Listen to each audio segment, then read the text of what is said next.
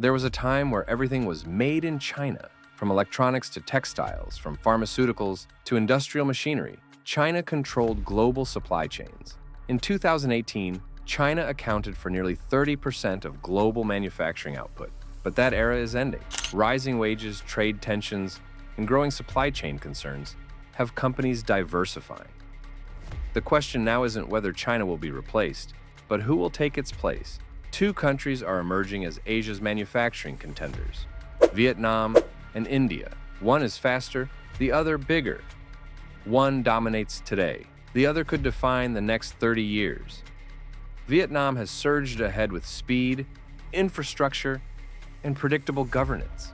India, by contrast, offers scale, a massive labor force, and a consumer market of unprecedented size. The competition isn't abstract. It determines where factories will be built, which countries create millions of jobs, and who controls the economic future of Asia. In this video, we'll break down the battle country by country, sector by sector, and explore why this is more than a manufacturing story. It's a story of global economic power. For decades, China was the undisputed factory of the world. Its low-cost labor, extensive infrastructure, and robust supply chains made it the logical choice for multinational companies. But rising wages, increasing U.S. tariffs, and geopolitical tensions have disrupted that dominance. Average manufacturing wages in China have soared to over $1,200 per month, making it significantly more expensive than Vietnam, around $400, and India, around $350. Supply chain resilience has become a top priority, and companies are looking for alternative manufacturing hubs. Vietnam and India are now at the forefront. Vietnam benefits from years of targeted industrial policies, superior infrastructure, and a government willing to enforce predictability at all costs. India, on the other hand, offers a massive workforce, diversified industries, and a domestic market that rivals entire regions.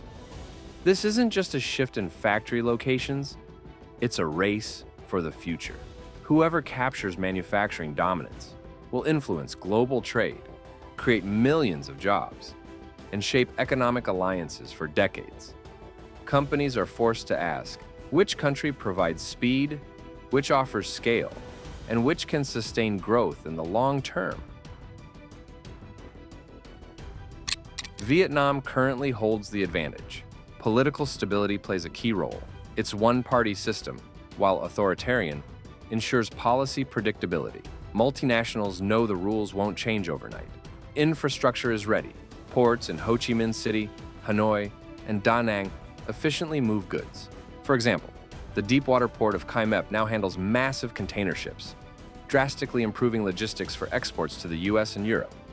Roads and airports support internal logistics, reducing operational delays. Trade agreements give Vietnam an edge. Membership in the Comprehensive and Progressive Agreement for Trans-Pacific Partnership, CPTPP, and the Regional Comprehensive Economic Partnership, RCEP, ensures access to key Asian and global markets. Foreign investment is pouring in. Apple relocated AirPod production to Vietnam in 2023, citing speed, cost efficiency, and political predictability. Samsung, Intel, Nike, and other major brands have followed, moving production lines from China to Vietnam to diversify supply chains. Samsung specifically has invested over $18 billion in Vietnam, making it the country's single largest foreign investor. Geography also favors Vietnam. Positioned between China and key markets like Japan, South Korea, and Australia, Vietnam enables faster shipping and lower transport costs. Factory construction and commissioning are completed in months, not years. Speed matters in electronics, consumer goods, and seasonal products. Vietnam dominates electronics, semiconductors, and tech hardware. Assembly lines for laptops, tablets, and smartphones operate at global scale. Its workforce is young, educated, and increasingly skilled, producing a reliable labor supply for multinational companies. India's advantages lie in scale and long-term potential. With a population exceeding 1.4 billion, India offers an unmatched labor pool. While Vietnam has around 100 million people, India's workforce is vast, diverse, and increasingly educated. Over 5 million engineers graduate annually, which is more than the entire population of many developed nations. This fuels industries ranging from IT to automotive, pharmaceuticals, and industrial manufacturing. The Make in India initiative, launched under Prime Minister Modi, actively incentivizes multinational corporations to invest in manufacturing. The flagship production-linked incentive, PLI scheme, for instance, has successfully driven electronics manufacturing, with Apple suppliers like Foxconn and Pegatron rapidly expanding iPhone assembly in hubs like Tamil Nadu and Karnataka. India is not just a factory, it's a market. A burgeoning middle class of over 400 million consumers creates domestic demand for goods, amplifying growth potential beyond exports. India excels in pharmaceuticals, chemicals, textiles, and automotive production. Established supply chains, regulatory expertise, and an extensive supplier ecosystem give it an edge in industries requiring scale and compliance. Costs remain competitive, though wages are gradually rising. Unlike Vietnam, India can accommodate massive projects, producing at a scale unmatched anywhere in Asia. While India may be slower to commission new factories due to bureaucracy, its long-term resilience is unparalleled. Once infrastructure projects complete, India becomes both a manufacturing and consumer powerhouse. Vietnam is faster today, but India's structural advantages, size, diversity, and domestic consumption, could flip the equation within a decade. The battle varies by sector. In electronics and semiconductors, Vietnam leads. Apple, Samsung, and Intel prefer its speed, infrastructure, and predictable governance. India is catching up, leveraging subsidies and infrastructure upgrades, but commissioning remains slower. However, India has set an ambitious target of reaching $300 billion in electronics production by 2026, demonstrating its commitment to closing the gap.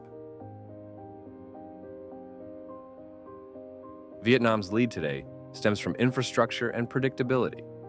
Its one-party government allows rapid approval of industrial projects. Ports, roads, and airports are already operational at global standards. Corruption exists, but enforcement is consistent, reducing bureaucratic uncertainty. India's democracy is slower in approvals, but provides checks and balances that ensure long-term policy stability. Wages remain lower than Vietnam, and the labor force is vast. While construction and commissioning may take longer, the eventual scale outweighs short-term delays. India has launched the National Infrastructure Pipeline, with a planned investment of over $1.4 trillion by 2025, specifically targeting logistics bottlenecks through projects like dedicated freight corridors and new smart ports. India's hidden advantages are structural and long-term. The domestic market of over 400 million middle-class consumers drives internal demand. Manufacturing doesn't just feed exports, it supports domestic consumption, creating a self-sustaining economic engine. The workforce is enormous, highly educated, and continually growing. India produces over 5 million engineers annually, feeding technical industries, IT, and manufacturing. Talent pools for pharmaceuticals, automotive, and industrial production are unmatched. The stakes are enormous. Vietnam dominates manufacturing now, but India's scale, diversity, and market size could overtake in the next decade. China loses not just manufacturing jobs, but geopolitical leverage, supply chain control, and economic influence. For the world, diversification reduces dependency on China, spreads risk, and fosters competitive pricing. Countries like the US, Japan, and Australia prefer Vietnam for predictable political alignment. India's structural advantages, however, make it unavoidable as a future economic powerhouse. The global goal is to transition $200 to $400 billion worth of manufacturing from China over the next decade. And this competition between Vietnam and India will determine who captures the lion's share. Whoever wins this battle doesn't just own factories, they control supply chains, jobs, technological investment, and economic alliances for decades. Vietnam is Asia's factory today. India is becoming the factory of tomorrow. The 2020s and 2030s will determine who shapes the continent and the world's economic future. So, what can you do? First, share this video. Most people have no idea how this battle shapes the global economy.